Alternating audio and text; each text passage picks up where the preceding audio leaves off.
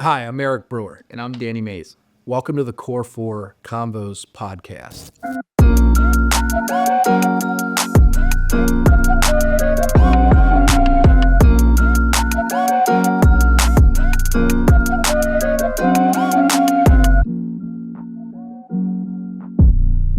We believe that life can sometimes get hard, but it shouldn't stay hard. Generally, when it gets hard, it's because we're suffering or not doing a great job in one of four key areas. Danny, tell us what the core four areas are. Balance, your key relationships, Yep. business, your finance. Hit the other two. Body or being. So we're going to talk about those four things and how to level up in each of those four areas and become a complete, fulfilled human. I want to share a little bit with you about how we've gotten to this point. Danny and I work together. We've become friends.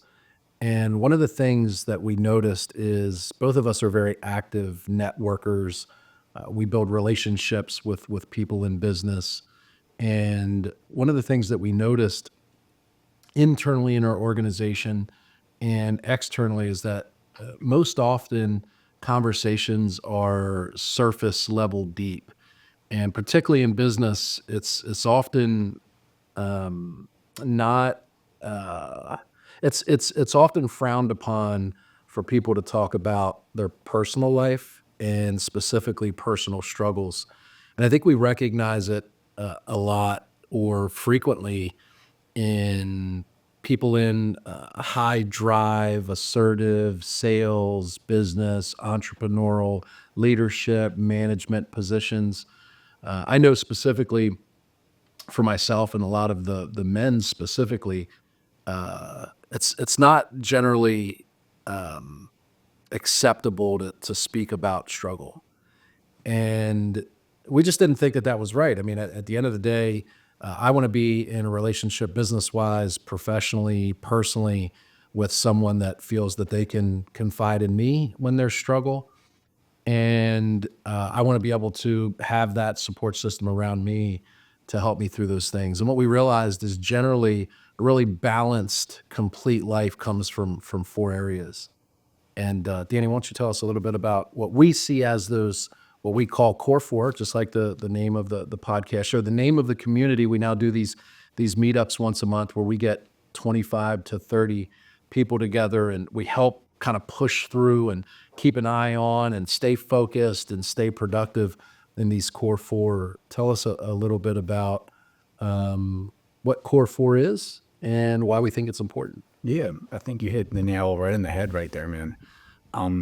We've been running this group on the basis of a book that we read, both as a company here and as a group, this Core Four collective. It is Ed Milet's The Power of One More. And in the book, he speaks about these four pillars that if you really optimize and focus on as an individual throughout life, these four categories can truly grow everything from top to bottom, sun to sundown, 7 days a week, 365. The four tenets are body, balance, belief, and business. So to elaborate, body being the health of your body being your physical and mental health. Mm-hmm. Balance being the health of your key relationships, your spouse, your kids, your best friends, your close inner circle. Business being your financial health, and then belief being your spiritual health, your health of faith, whatever that means to you. In us running this group and us doing events and making this like a truly foundational piece of what we're starting to do here as a collective, that seems to be resonating with so many people that we talk to. And there's so many people that want more of it and connect to it on a deep level. And I think just like you were saying, it hits home in especially an industry where maybe a lot of it is surface level, a lot of it is sales, a lot of it is transactional, and people are almost longing for the connectivity on a deeper level with these more like personable subjects. Yeah, I think it started for us in the office.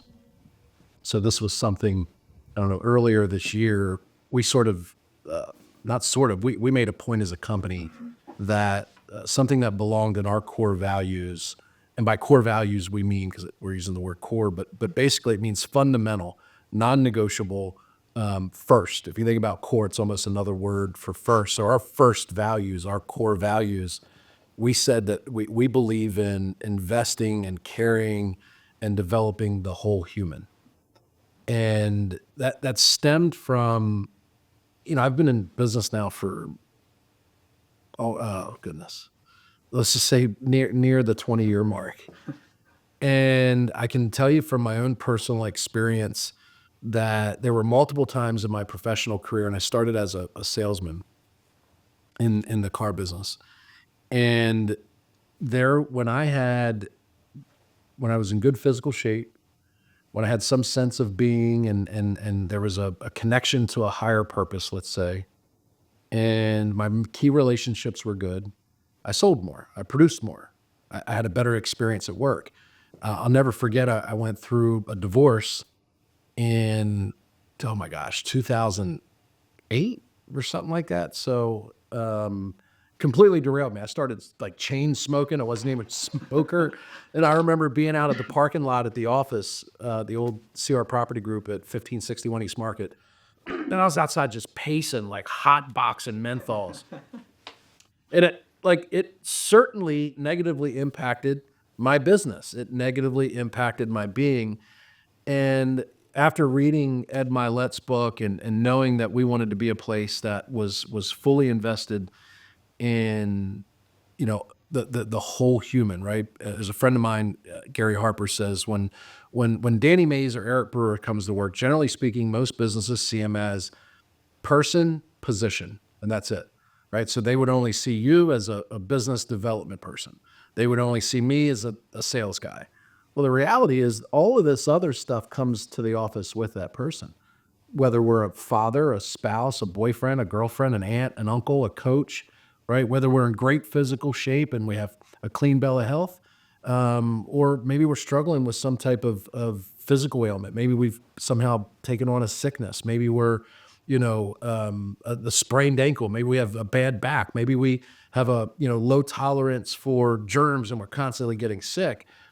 Unselfishly, what I realized was, who doesn't want to have someone that they work with that shows a genuine interest in who they are as a person, just not like how they make money? And then selfishly, what I realized, this started with us doing our gym thing. So we have a company funded personal trainer where we have 6:30 to 7:30 a.m. every day. We have a personal trainer in this big 15,000 square foot area of turf where our people can show up, not pay anything, have a group of people that encourage them, a group of people that train them. And I noticed like the productivity of our people started to increase. And when you read the book, Ed Milet and The Power of One More, he talks about like the chemical change that happens in our mood as a result of exercise. So the reality is, if you and I got up and went for a sprint up and down the street, we'd come back and two things would be true. I would be out of breath and we would have a different mood. We would have a sense of accomplishment, a sense of strength, a more positive outlook on the rest of the day. And I don't care whether you're in sales or marketing or engineering or construction, if you can early in the day, change your appearance and posture to be more positive, you're going to get better results. And that started kind of the whole process for us to do it internally. And then you and I talked about like, man, like, there's this missing sort of segment at these meetups and networking events where people talk about stuff, but they don't talk about like real stuff. Yeah. Right. Everything's surface level. Yeah. Cause I mean, it's when anytime there's one of those four, it's the core four. It's not that other things don't matter. If you think of core, it means primary or first or most important. And, you've been an athlete like all of your life. Yeah. Me, not so much. So I don't know, 2.5 years ago, I was 55, 60 pounds heavier. So as I've gotten more disciplined with my eating and more disciplined with my exercise, I've directly seen a correlation, quite frankly, in the money that I make. So we decided, it's like, hey man, like everybody probably struggles with this. It's tough. That's the other thing I've realized. Like, man, it is tough to stay balanced and focused and active in those four things. Yeah, without miss. Yeah. I couldn't agree more. But so there's only so much time in a day, right? And like one of the things I've realized is it is easier to sleep in than it is to get up and work out. but it's harder to go through a day when you didn't work out than when you did. It's easier to disregard key relationships and be selfish about our time, but it's hard to go through life without a meaningful spouse, a meaningful boyfriend, a meaningful girlfriend, a meaningful relationship with our children, and meaningful friendships, right? It's easy to be lazy and not save and be wasteful with your spending, but then long term, it's hard to live a life broke, right? And it's easy to get distracted by earthly temptation of like social media and television and drugs and alcohol and pornography and all this other stuff, but it creates suffering and difficulty throughout the rest of your life. So it's I think the real drive for me behind doing this is to make the hard stuff easier for people, because when you take the easy path in the short term, the long term, almost like, think about it, people that don't take care of their body for the first 40 years, they live a life of, fast food, fast drugs, fast alcohol, no sleep. And then one day, whether they're 40 or 50 or 60, there's like this drastic, fast decline. Same thing with the relationships. If we don't mindful about, taking care of our kids and our spouse and our friends, one day you wake up and you have no family, you have no wife, you have no kids. Yeah. And that's difficult, right?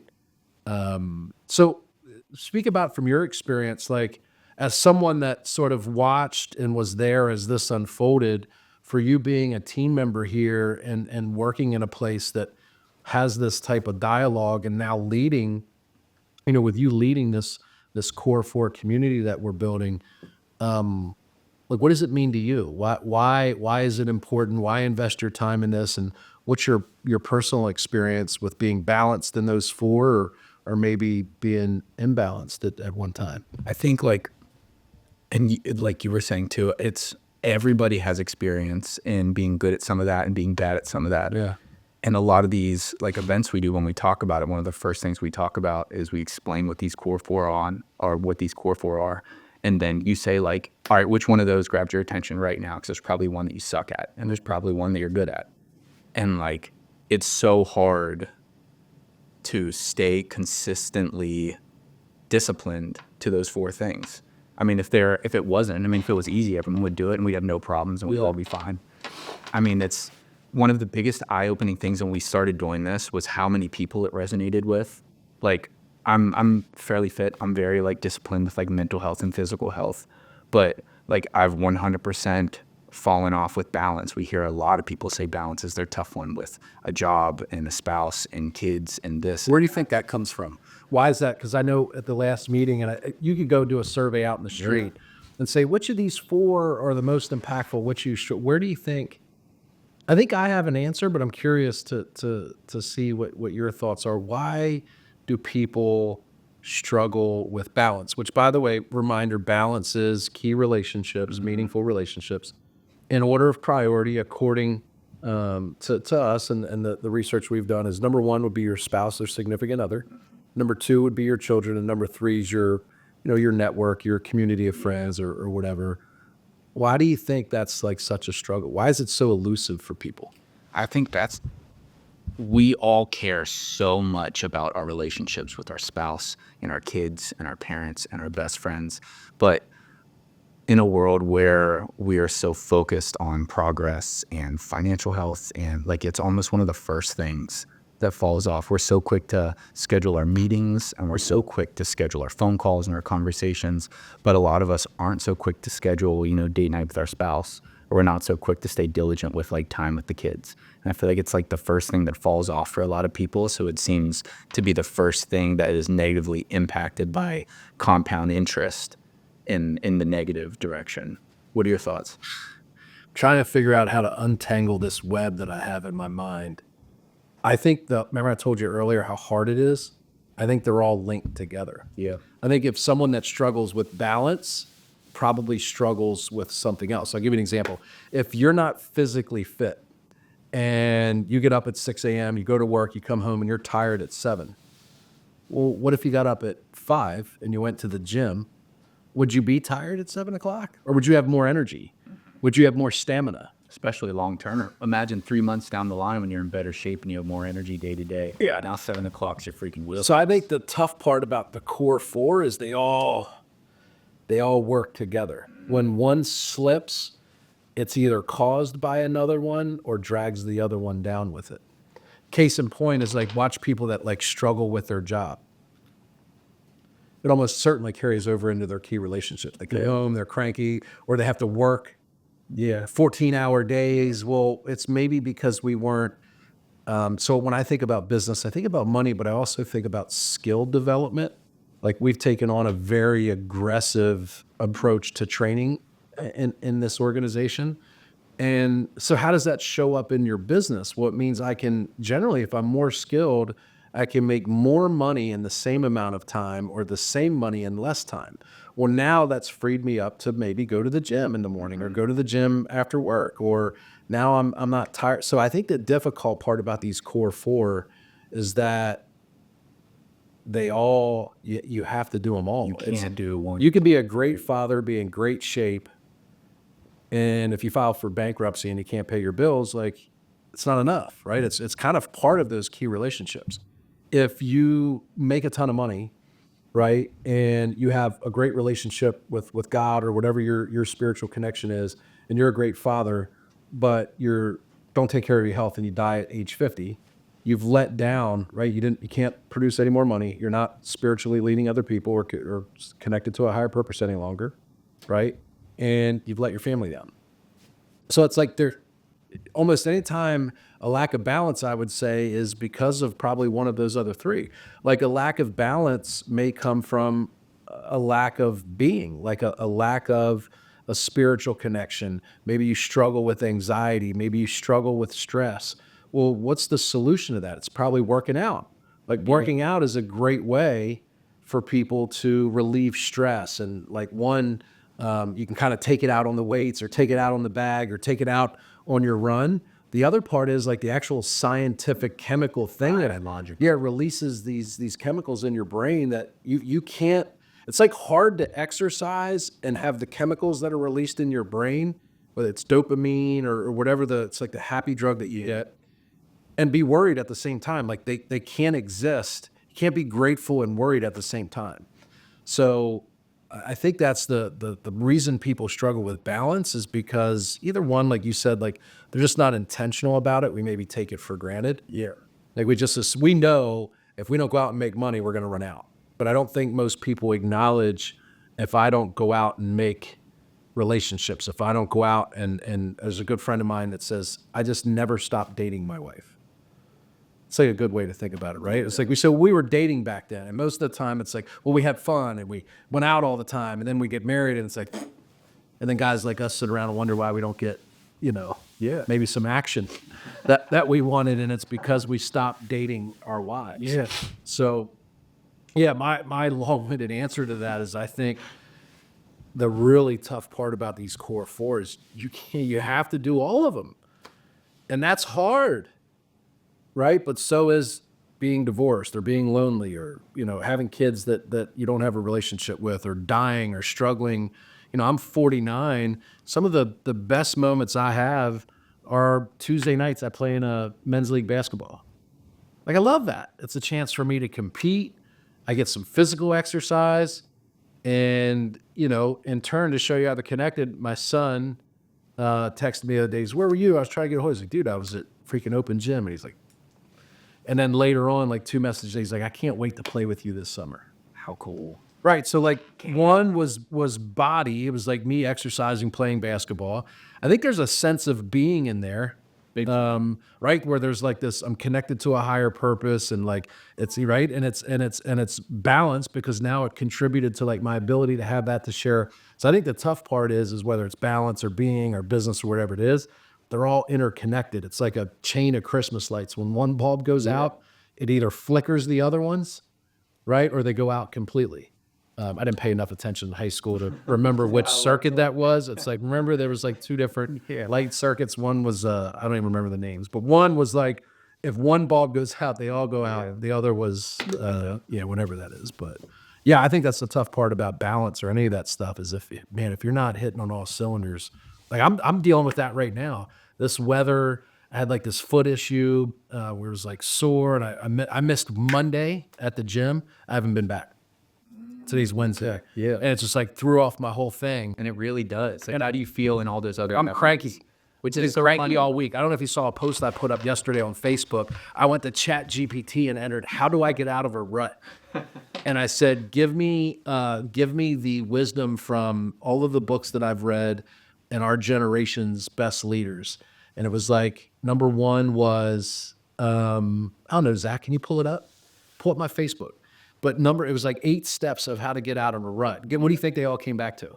The same. The same 4. That's what I'm saying. So if you're watching this and you're in a rut, we'll talk through these 8 things. That'll be a good way for us to wrap it up. Yeah, good call. But I bet all of those 8 things, we'll see.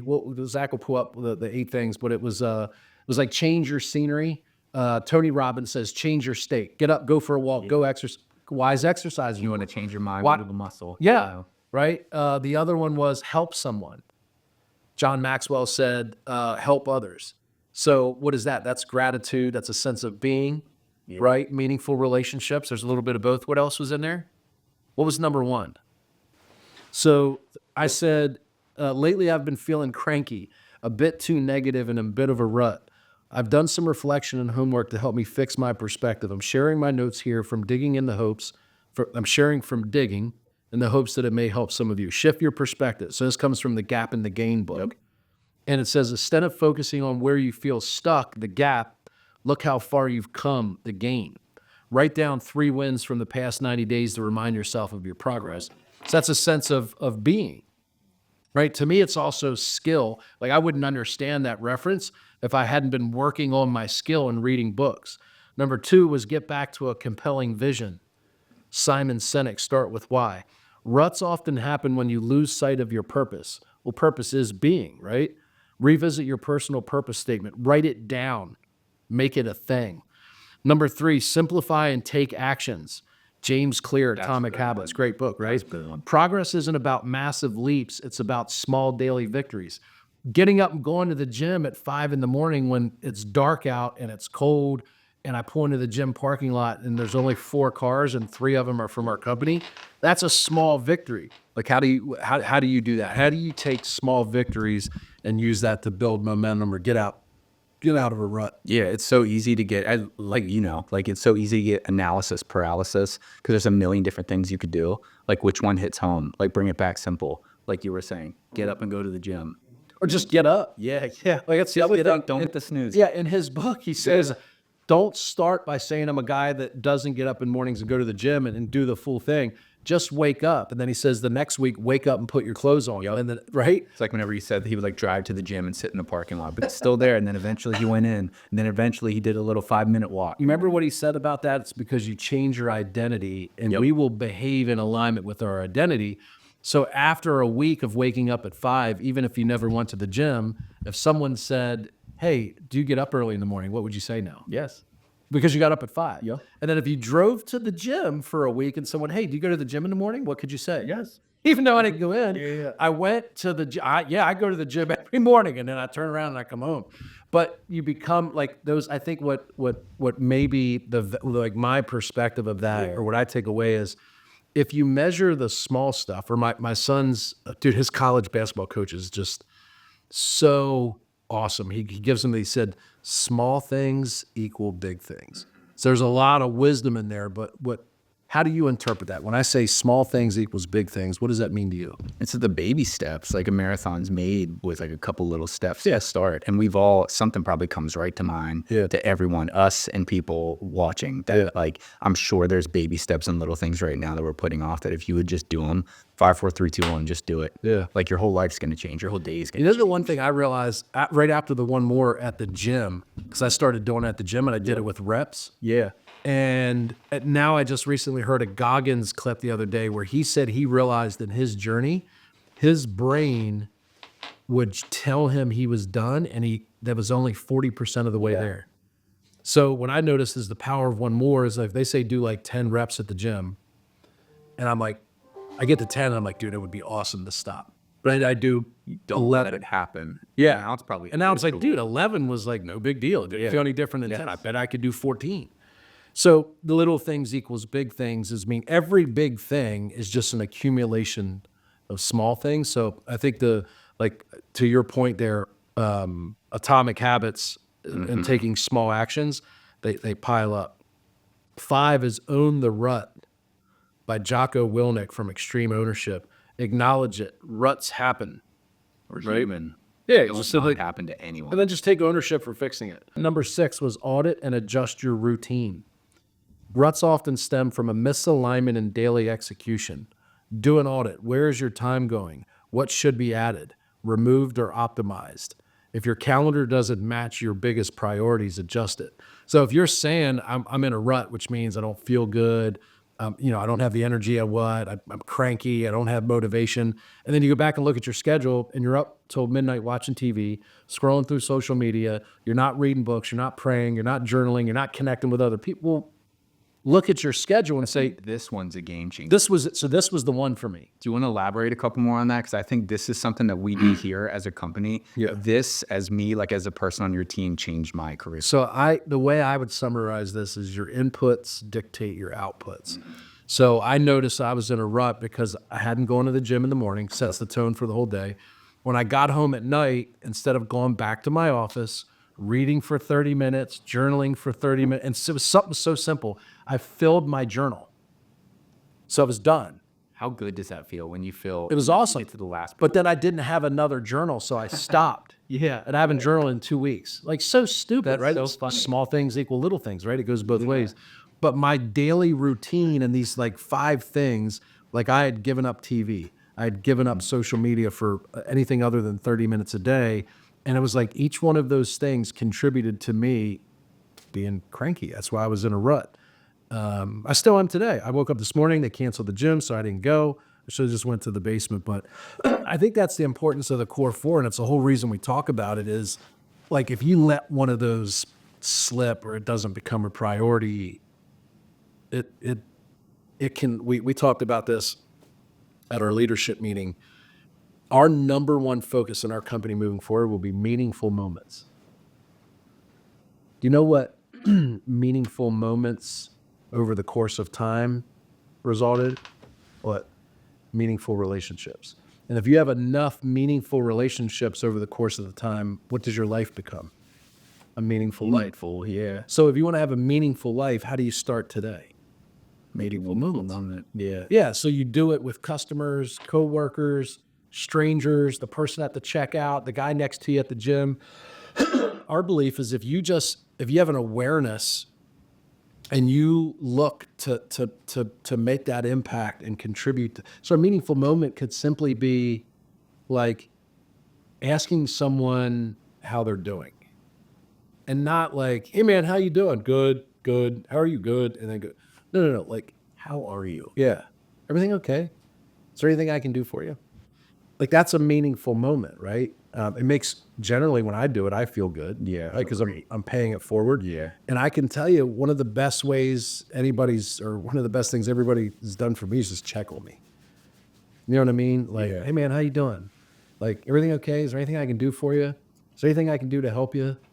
And I think if you compound those over time, I think the significance of it becomes like like insurmountable. It becomes big. And what a better way than like if you do the diligence of all those steps you were saying. For example, if you audit your time, like take the time to write down and audit your time so you know where you can improve. And then you instill these habits of like getting a good sweat in, giving your wife that extra long kiss in the morning, talking to your kids for a few extra minutes every morning, getting to work on time and like showing up with a smile and saying what's up to everybody.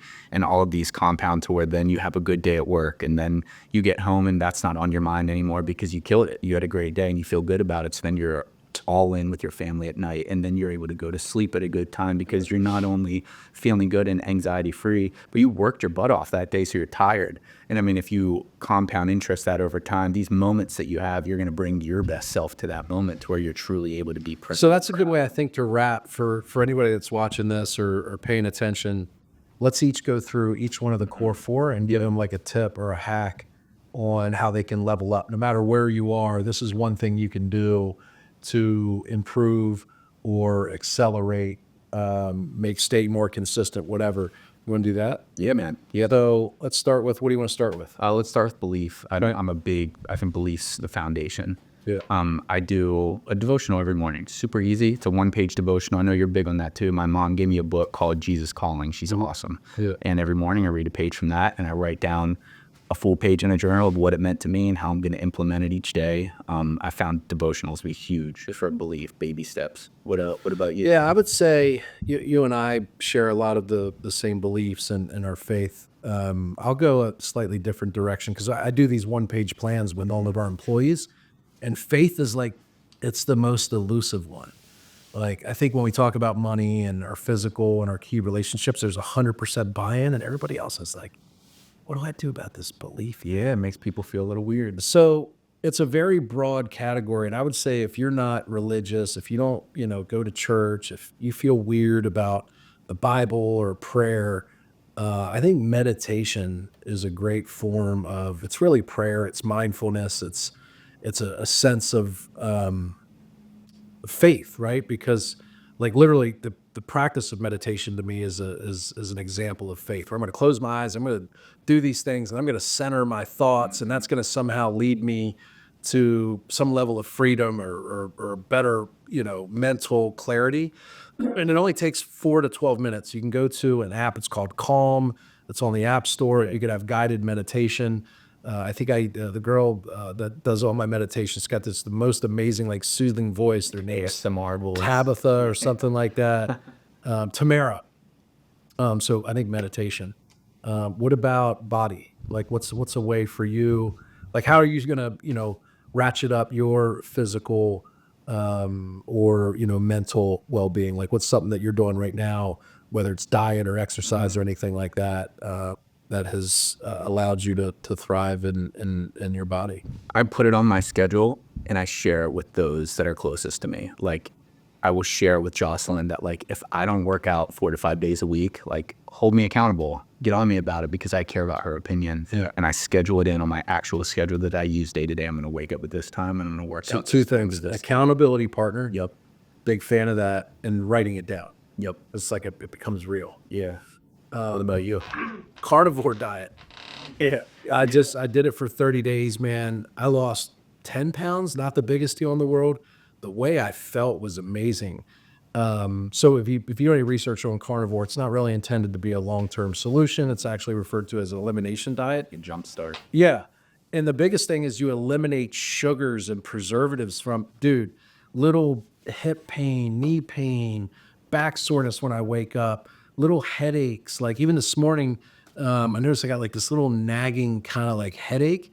And since starting in February, I've gone back to, like, I use a little bit of ketchup, or I'll have a drink with a sweetener in it, and I can feel the difference. So I tell you, do 30 days carnivore. Yeah. You'll lose some weight. You'll feel amazing. Your body composition will change because you're eating literally 200 grams of plus of protein a day.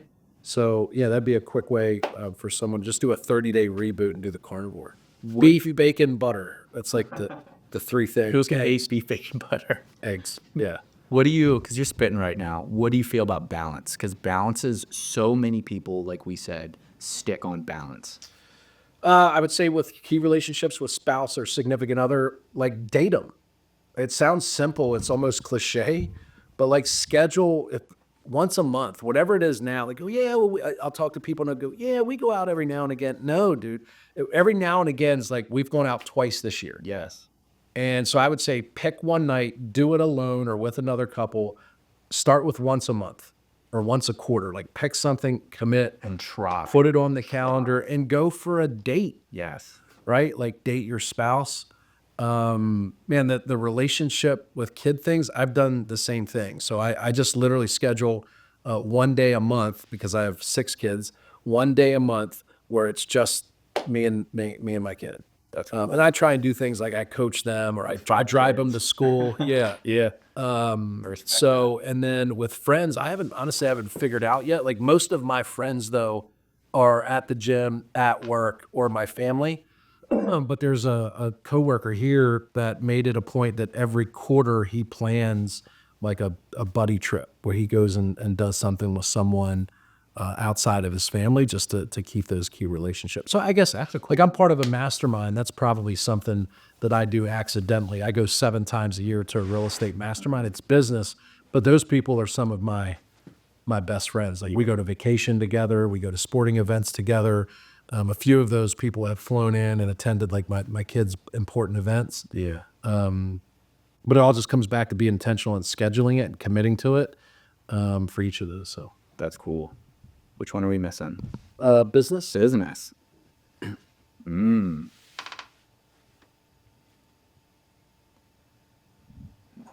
I'll give you Cardo. You dive in. Make a plan, work a plan. So when we do the 1-page plan for business on our Core Four, we take our current age and then your desired retirement age, and we then subtract it. So let's say I'm 49, I want to retire when I'm 55. So that's 6 years. And then you say, what passive income do you want when you retire? So let's say that's $150,000. And then we apply the 4% rule. So generally speaking, if you have, it'd be like $3.8 million invested, 4% of that would produce $140,000, $150,000 of passive income without reducing your principal balance. So you can do that. Use the 4% rule, take your current age, your retirement age, and then put it right into ChatGPT. Say, how much do I have to earn, invest, and save over the next 5 to whatever yours is, 15 years, to have $150,000 a year of passive income. Yeah. And then have that, and then what we do is we break it down to $1 per hour, and it adds a layer of accountability to the way we spend our time. So it's like, hey man, you got to earn $150 an hour for the next 15 years of your work schedule. So when you spend time and you're screwing around at work, right? So I think a lot of times when people say, I work too much, it's like, no, you're not efficient enough. There's almost, how does some people get so much done in 24 hours and other can't get anything done? It's the same 24 And that goes back to, like, to me, business is leveling up your skill, your effectiveness, your management, your leadership, your sales ability, your engineering ability. Like, part of business is developing and perfecting existing skills and getting new skills that'll allow you to be a more valuable person. Your time can become, there's 2 ways you can make more money: work more or get more out of the time that you do. And I think when you look at some of the wealthiest people, they don't work the most. There's just a premium for their time or a premium for their product or whatever. And it's because they've created so much value because they're constantly working on their skill. So that's how I would see business. Spot on, man. That's spot on. I was just talking to a friend this morning. He's a newer agent trying to build up his pipeline, and we just talked through, like, what are you doing that's working? Where are you wasting time? And just start small. Do more of what's working in the time that you're wasting and just start there. Yeah. Like the baby steps. I like the idea of, like, having a grand goal and then working it back to almost a daily plan. Yeah. And it's like, oh, if I do this many days, inevitably I'm going to get there. Yeah. That's cool. There was a good keynote speaker I saw about a year ago, and he said, business isn't hard. And everybody's like moaning and groaning. He's like, you make it hard. He goes, who in here is a business owner? 190 hands went up. And he goes, how many people here have had more than 1 hour's training on how to interview people? Like, nobody's hands went up. Yeah. No. And then he was like, okay, how many people here have had more than an hour of, like, actual effective management training? Nobody's hands went up. It's like, you make business hard because you don't work on business. You work on the thing. You're not actually working on running a business. So yeah, I think one thing about business is obviously there's a money aspect, but improving your skill and leveling up your value so that you make more money at least. Yeah. What's going to make a difference, and do more of that. Yeah. That's cool. This was cool. Yeah. Appreciate it. I feel like we're making a message. Yeah, I feel like we're here talking about things that people wanted, that we hear people say they I want to make it okay for people to talk about that stuff. I think it's like, you can go to the gym, you can go to a therapist, you can go to a marriage counselor, you can go to church. I think what we can do is figure out a way to sort of combine all those things and like give some inspiration and maybe if it's only just you and I sharing our trials and tribulations and the things that we're working through on a daily basis, if that somehow resonates with others, then I think we've done a good job. I think so too. Nice, man. Yeah. Do we need any kind of closing? We're good to go. That's it. All right. Peace sign. Beautiful. That's it.